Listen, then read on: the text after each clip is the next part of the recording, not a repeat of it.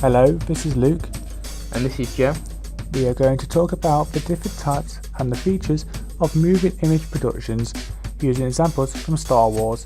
In this documentary, we will be discussing the different factors of moving image production and what producers have to consider whilst making them. Our three types of moving image production are factual, fictional and promotional. Firstly, let's discuss genre. Genre is a French word meaning type. Genre is a certain style of music or film. Star Wars has many different genres which are sci-fi, action and adventure. The way we identify genre by different models.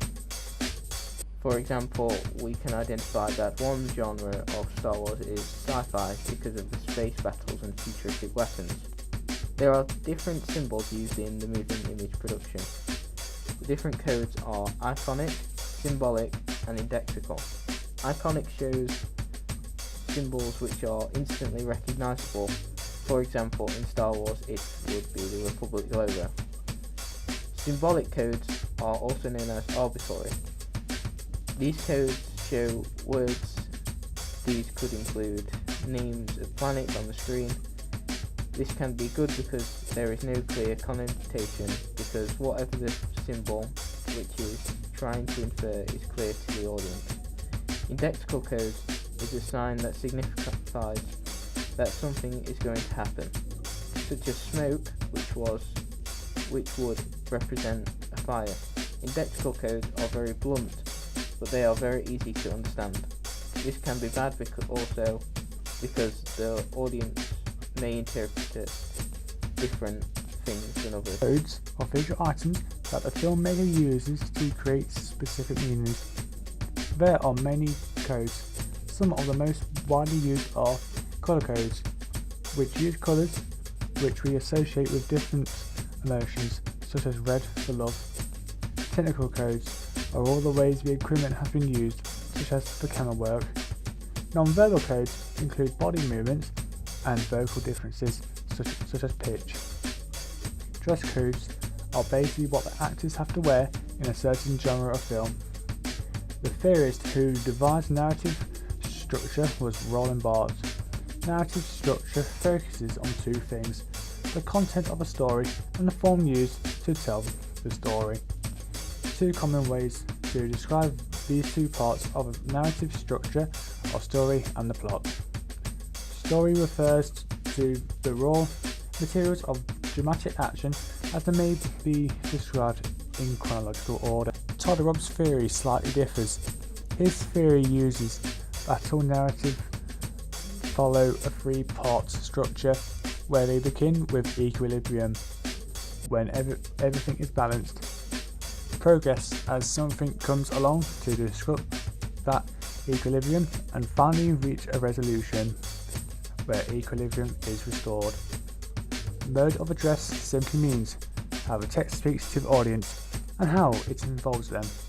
It also refers to how the text influences the audience. Direct model address. The model looks directly at the audience, or the writing speaks to you. Vladimir Prop says that characters take up spheres of action. For example, there are heroes such as Luke Skywalker, villains such as Darth Vader, and also a fake hero would be Han Solo, who tries to take credit for the hero's actions. A factual program is a type of moving image production that informs the viewer on a certain topic or topics. Examples of this are news, broadcasts, and documentaries. The American Broadcasting Company made a documentary titled The Making of Star Wars. It was written by Richard Scheichel and produced by Robert Gannett. The target audience of this would be Star Wars fans. This is because many of them would want to know how the film was made. The secondary audience would be a younger generation of sci-fi fanatics. A fictional program is a type of moving image production that is used generally for the purpose of entertainment and storytelling. Examples of this includes film/TV, animation, music video and video games. One animation show which was created for the Star Wars universe is Star Wars The Clone Wars. This television show's primary audience were children from ages 8 to 12. However, it gained a secondary audience of Star Wars fans. This animation was not always suited for the younger generation because certain aspects of the show were quite gruesome.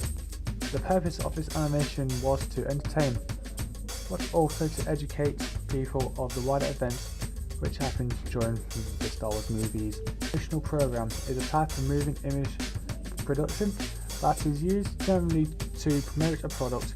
Examples of this include cinema/TV advertisements and corporate/promotional video. Examples of our advertisements in the Star Wars franchise include trailers and advertisements for merchandise. Trailers show many of the interesting scenes from the films, but they also leave the viewer wondering what will happen next. The narrative structure in trailers is different from the feature film. This is because the trailer only has minutes to show us a brief overview, whilst the film shows us everything. Representation, such as stereotyping, is used a lot in the films. Not only in Star Wars, but the female characters are always seen as the character that needs help from the male characters. Leia is always in need of help from Han or Luke, usually because the state of society during the time of filming had women only really in a film to be depicted as sex symbols or just there as an interest to the male lead. Even the interview for the film, the male actors are made to be more important than the female actors. If the film were released having Leia being the main hero, it probably wouldn't have got the same appreciation that it has today.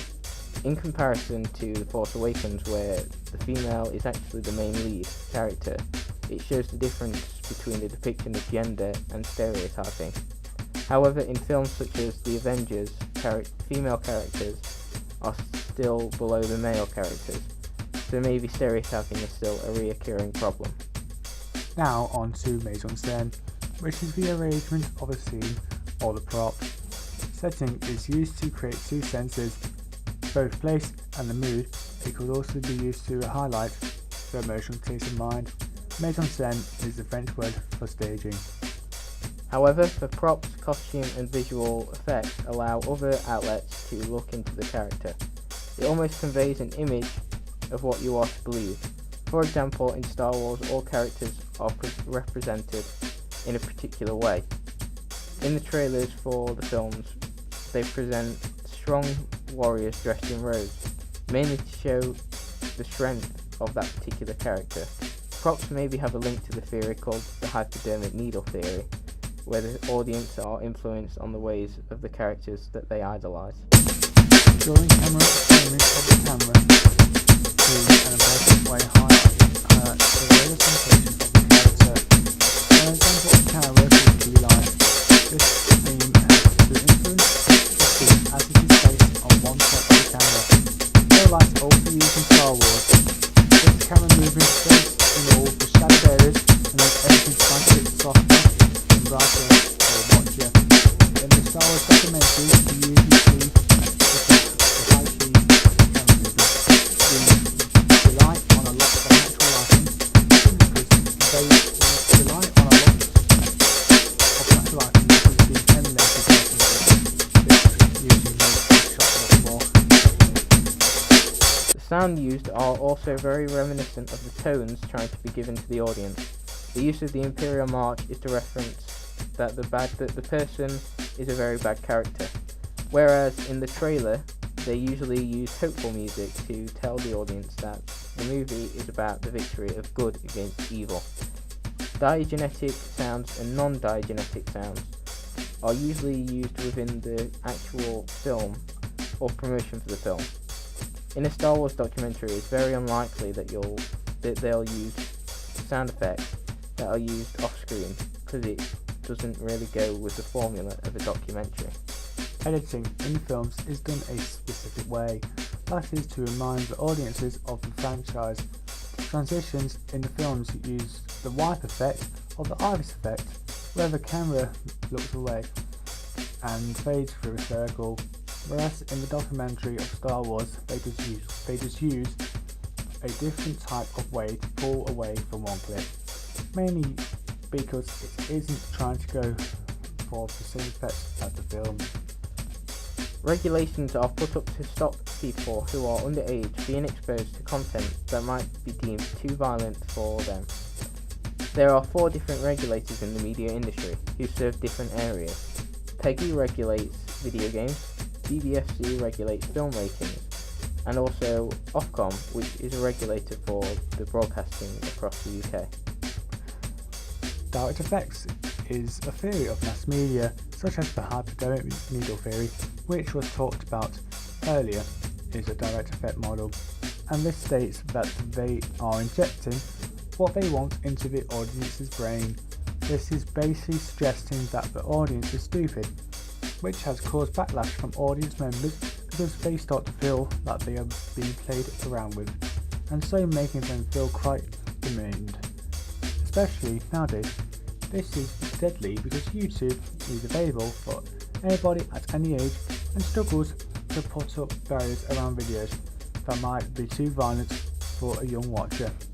They could watch a lightsaber fight and then be obsessed with wanting to stab a person, just like the person that they watched online. Users and gratifications observed problems with the direct model and started from the audience and not the producers of the film. In 1974, Blumler and Katz suggested that the media play an active role in choosing and using the media. Star Wars Battlefront is a game developed by the creators of Star Wars and EA, and it is a first-person shooter game. So this suggests that Star Wars fans are being influenced into violence if they are being encouraged to shoot other people online. A problem with the users and gratification model is that it never makes the media look like the bad guy. Though they are manipulating the audience members, they never actually have the blame put onto them. This has been Luke and Joe, and we thank you for watching our video about the different types of the moving image production.